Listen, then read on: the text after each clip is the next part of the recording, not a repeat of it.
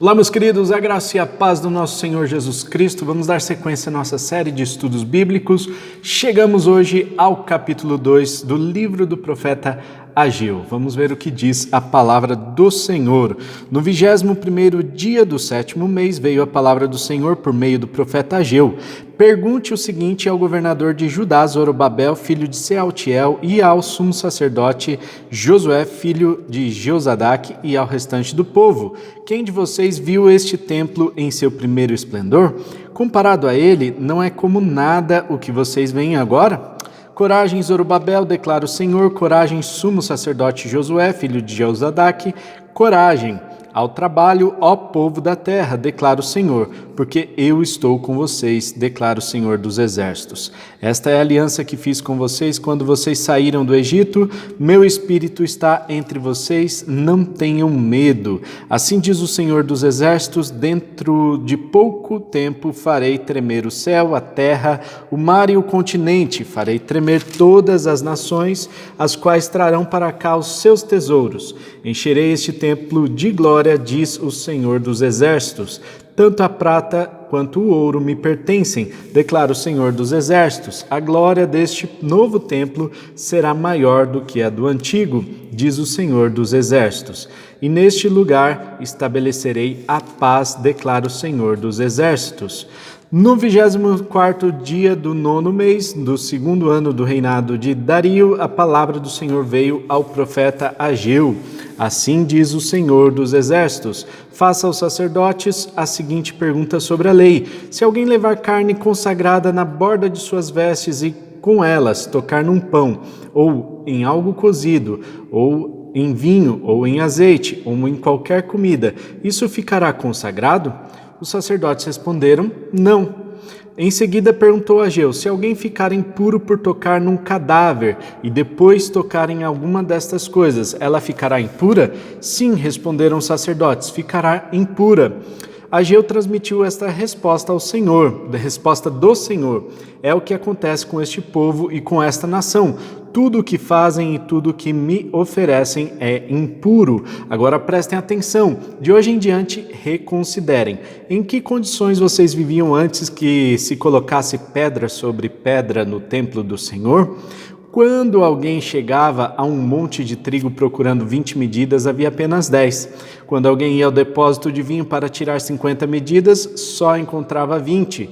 Eu destruí todo o trabalho das mãos de vocês com mofo, ferrugem e granizo, mas vocês não se voltaram para mim, declara o Senhor. A partir de hoje, 24º dia do 9º mês, atentem para o dia em que os fundamentos do templo do Senhor foram lançados. Reconsiderem, ainda há alguma semente no celeiro? Até hoje a videira, a figueira, a romeira e a oliveira não têm dado fruto, mas de hoje em diante abençoarei vocês. A palavra do Senhor veio a Ageu pela segunda vez, no 24º dia do 9º mês. Diga a Zorobabel, governador de Judá, que eu farei tremer o céu e a terra, derrubarei os tronos e destruirei o poder dos reinos estrangeiros. Virarei os carros e os seus condutores, os cavalos e os seus cavaleiros cairão, cada um pela espada do seu companheiro. Naquele dia, declara o Senhor dos exércitos, eu tomarei meu servo Zorobabel, filho de Sealtiel, declara o Senhor, e farei de você um anel de selar, porque o tenho escolhido, declara o Senhor dos exércitos. Meus queridos, nós vemos então aqui no capítulo 2 do livro do profeta Ageu a continuação do dilema em relação à construção do templo. No capítulo 1 nós vimos que o povo se paralisou diante dos grandes desafios que eles encontraram na construção.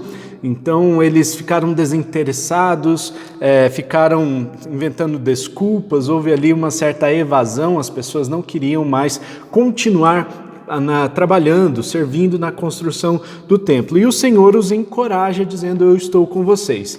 A partir do capítulo 2, nós vemos uma promessa de Deus sendo dada aos israelitas, né, ao povo de Judá. Então, Deus faz com que o povo olhe para aquele templo e diz: realmente, o primeiro templo era um templo maior. Nós tivemos várias construções de templos, né? Então, nós vimos, tudo começou lá com o tabernáculo que foi ordenado para que Moisés construísse. Então, Moisés viu ali os artífices, escolheu os artífices, aqueles artesãos, para construir o tabernáculo. E há indícios de que esse tabernáculo continuou ainda depois que eles entraram na Terra Prometida, sendo montado em alguns lugares para que o povo oferecesse ali sacrifícios em adoração ao Senhor.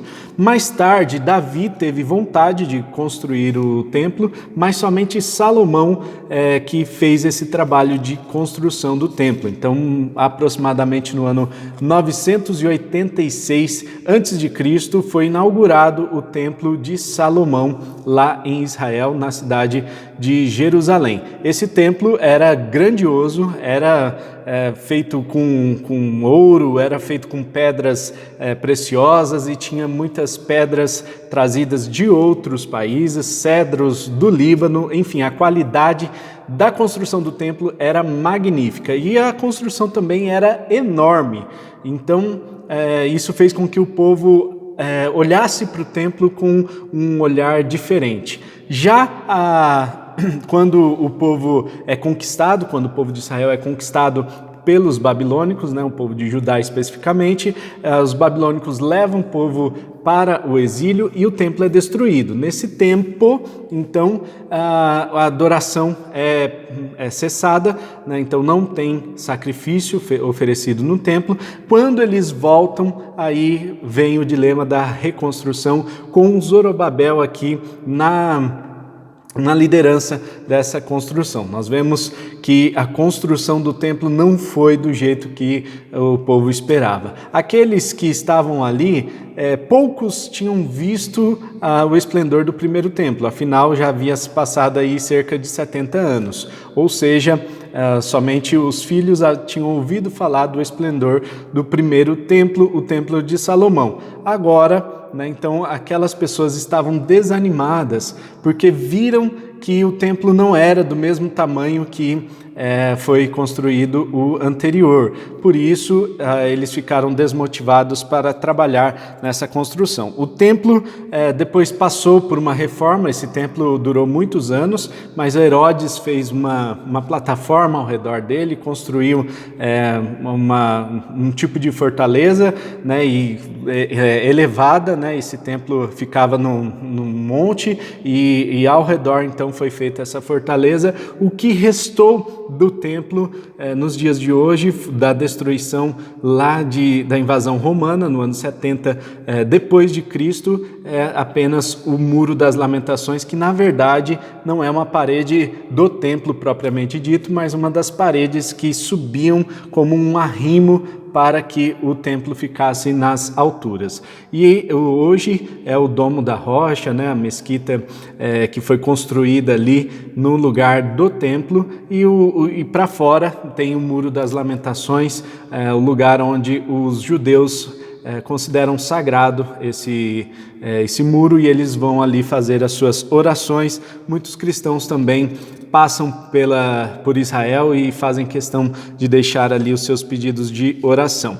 No entanto, essa questão do templo é interessante porque Deus não habita em templos feitos por mãos humanas, né? Mas por que Deus queria então que esse templo fosse reconstruído? Qual é o interesse de Deus nisso tudo? Nós vemos que o interesse de Deus é trazer a unidade para o povo. É importante que o povo tenha um sistema de adoração, tenha um lugar próprio para adoração.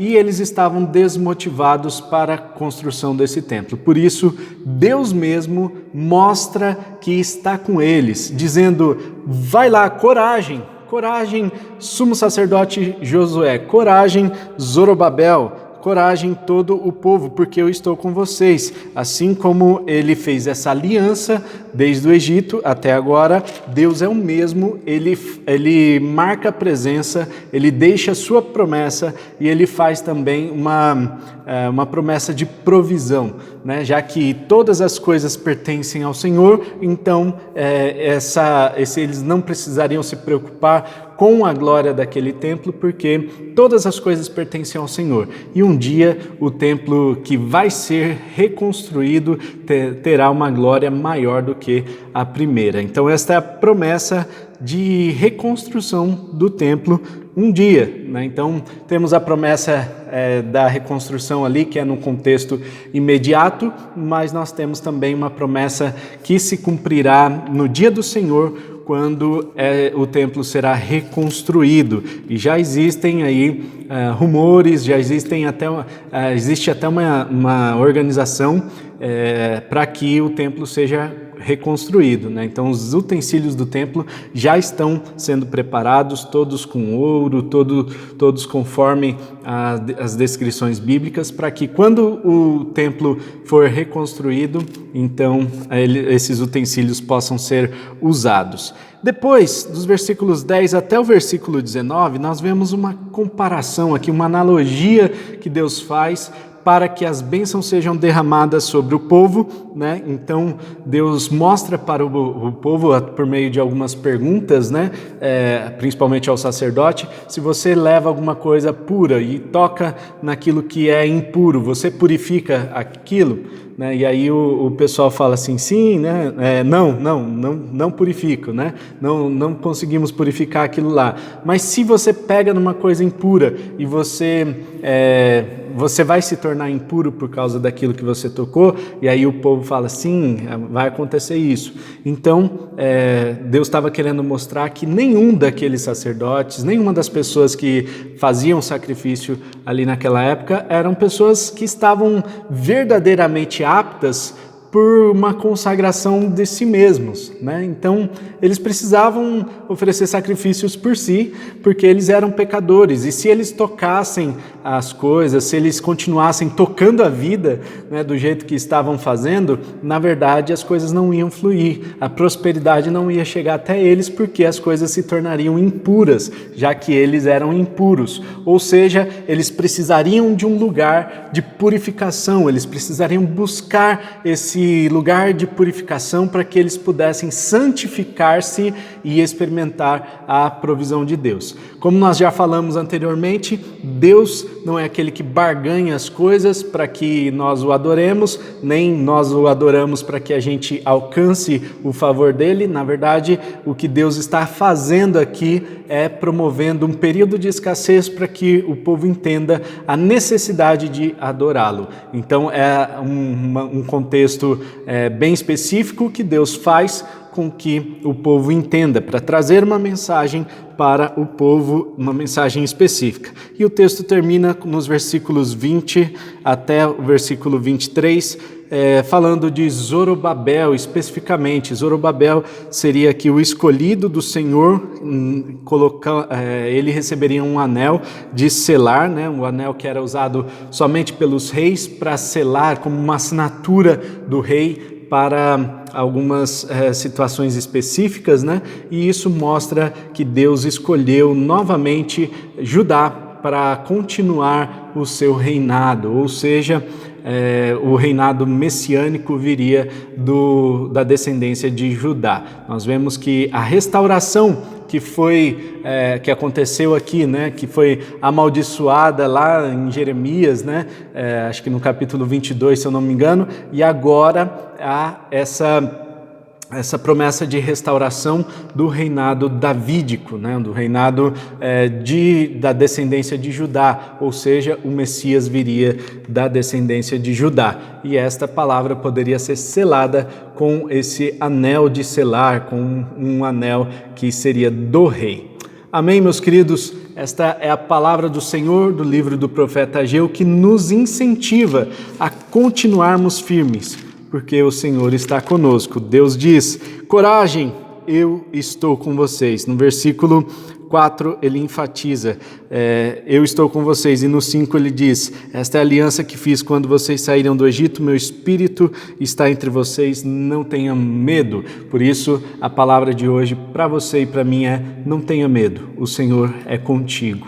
Amém? Que Deus abençoe o seu dia. Compartilhe essa mensagem com todas as pessoas que você achar que precisam ouvir essa mensagem aí, né? Um forte abraço, tamo junto e tchau!